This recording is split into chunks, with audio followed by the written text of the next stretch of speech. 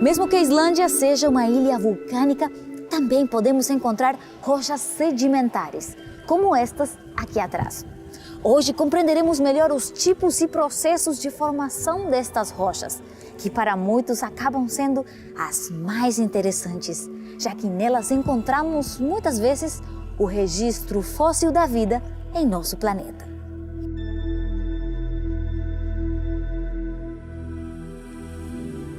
A fórmula mais comum para compreender as marcas deixadas pelos acontecimentos do passado no registro mineral que cobre nosso planeta é compará-las a evidências que pertencem a eventos mais recentes.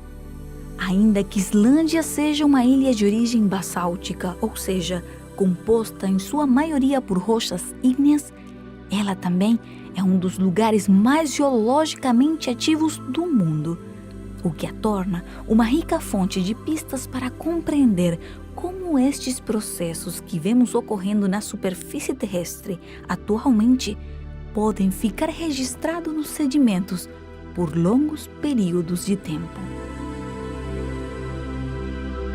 Aquí en Islandia el tipo de roca sedimentaria que encontramos es la que se formó debido a la acción del agua glaciar.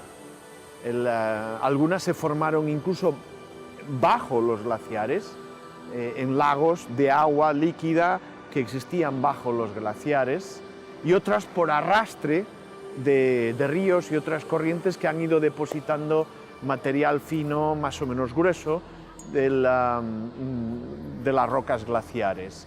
Pero los componentes, los fragmentos, los granos, son de origen volcánico, son fundamentalmente basálticos.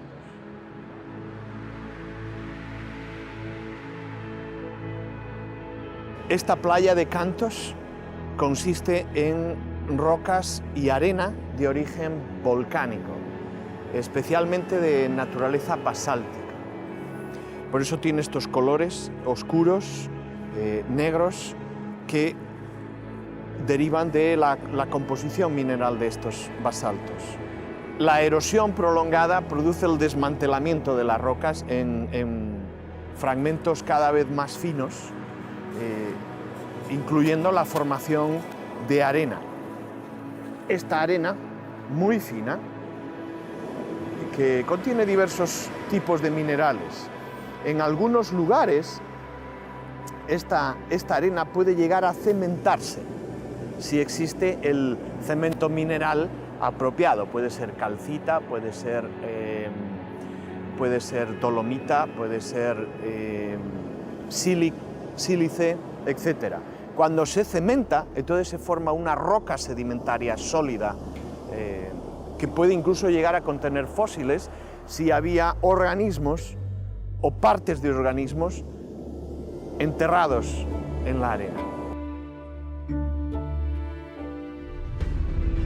Quando nos elevamos apenas alguns quilômetros da superfície, somos testemunhas de outra das grandes maravilhas do nosso planeta.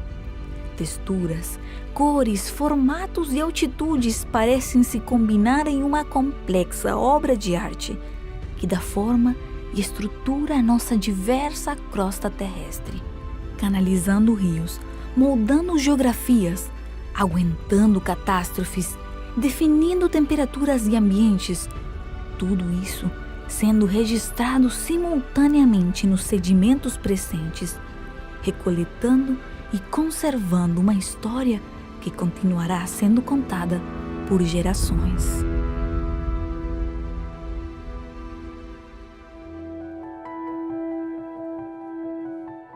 Norte, sul, leste, oeste. Não importa em qual canto do mundo estejamos, a diversidade de eventos que ocorreram sobre a superfície terrestre garantem que onde quer que estejamos, encontraremos grandes maravilhas geológicas, se apenas pararmos para observá-las e formularmos as perguntas certas.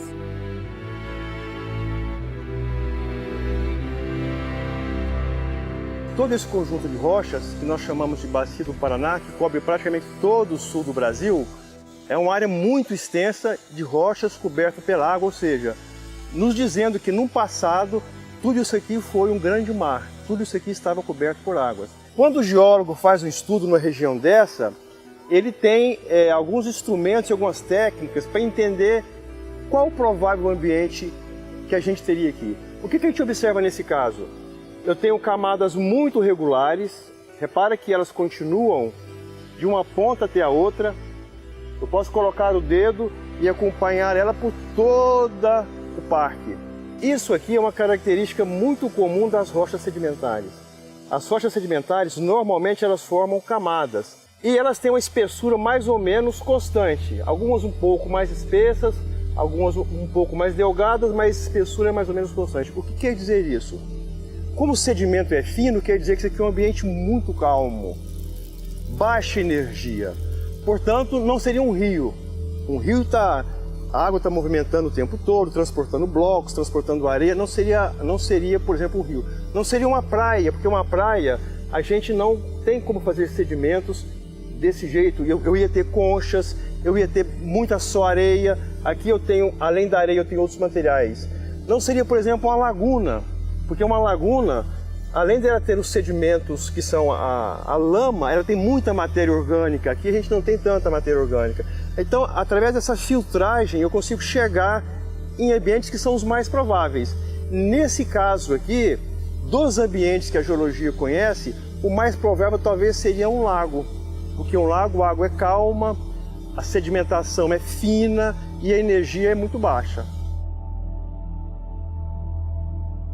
Aqui a gente tem uma evidência de que esse sedimento foi formado na presença de água. E eu tenho inclusive como saber para onde que ia esse fluxo de água. Se a gente observar aqui, eu vejo algumas ondulações. Repara que elas vêm aqui, prosseguem aqui, mais aqui e por lado de cá também. Esse tipo de ondulações nós chamamos de ondas assimétricas. O que é uma onda assimétrica? Vamos tentar isolar uma delas aqui. Por exemplo, esse trecho aqui, ó. Aqui eu tenho o início da onda, a crista da onda e o outro lado da onda. Por que ela é assimétrica? Ela é assimétrica porque, se eu considerar o eixo de simetria, que é essa porção central, esse lado aqui ele é maior e mais suave a inclinação, enquanto que esse lado aqui ele é mais curto e ele é mais íngreme. Se a onda fosse simétrica, e aqui eu tenho o eixo de simetria, esse lado seria exatamente igual a esse, mas não é o caso que a gente observa aqui. Quando a onda é simétrica, ela me indica o fluxo. O fluxo da corrente vai sempre nessa direção, do lado mais suave para o lado mais íngreme. Portanto, aqui, além de eu saber que existe água nesse lago, eu posso dizer que o fluxo vinha nesse sentido, da esquerda para a minha direita.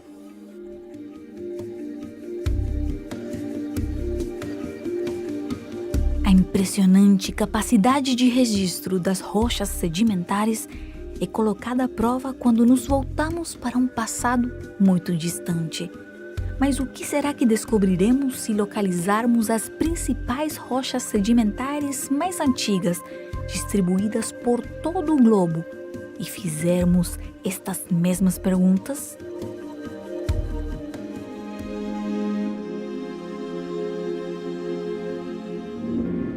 As evidências de um passado catastrófico são abundantes na superfície do nosso planeta e podem ser resumidas nestes 6 fenômenos geológicos globais.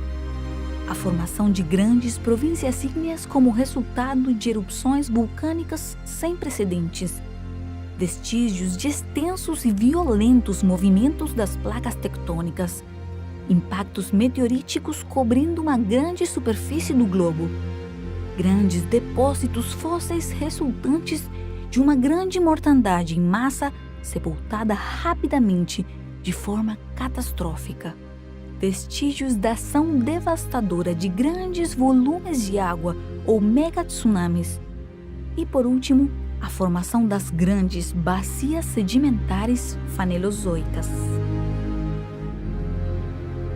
Quando eu analiso e verifico na superfície da Terra evidências da ocorrência simultânea desses 6 fenômenos geológicos globais, eu percebo que Dois deles, que são os mais importantes, estão registrados em outro relato histórico.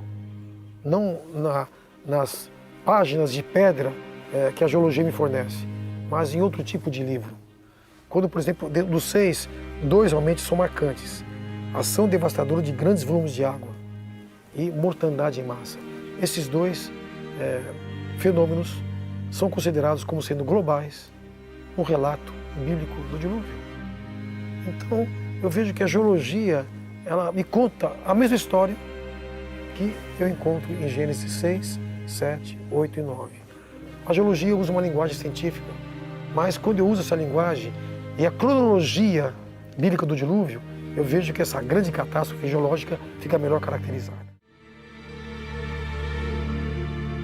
Um planeta que sobreviveu o que poderia ter sido seu fim. Um mundo que, embora marcado pelas cicatrizes do passado, perdura na mais bela harmonia de precisão e interdependência entre aqueles que o chamam de lar. Marcado, sim, mas ainda inconfundivelmente extraordinário, assombroso, uma joia da engenharia tão complexa que é capaz de suportar com graça e destreza as consequências do mais triste passado.